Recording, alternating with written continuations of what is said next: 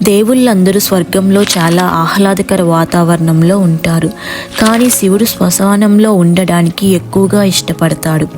ఒకరోజు పార్వతీదేవి శివుని, ఎందుకు స్వామి మీరు శ్మశానంలో జీవిస్తారు మరియు భస్వంని ఒంటికి ధరిస్తారు అని అడిగింది.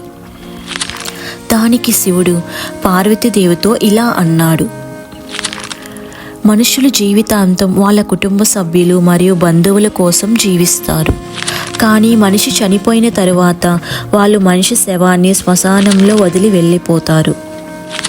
మనిషి ఆత్మ ఆ సమయంలో నా అనుకున్న వాళ్ళందరూ నన్ను ఒంటరి చేసి వెళ్ళిపోయారు అని చాలా బాధపడుతుంది. అలా బాధపడుతున్న ఆత్మలకు శివుడు బాధపడకు, నేను ఉన్నాను, వేరే శరీరాన్ని ఇస్తాను అని ఓదారుస్తాడు. అలాగే నేను ఎప్పుడూ భస్వంని ధరించేది ఎందుకంటే మనుషులు తమ శరీరంపై ఎంతో మక్కువ పెంచుకుంటారు, కానీ ఆ శరీరాలు శాశ్వతం కాదు, ఎప్పటికైనా చనిపోయి బూడిద అవ్వాల్సిందే అని తెలియచేయడానికి నేను ఎప్పుడూ భస్వం ధరిస్తాను.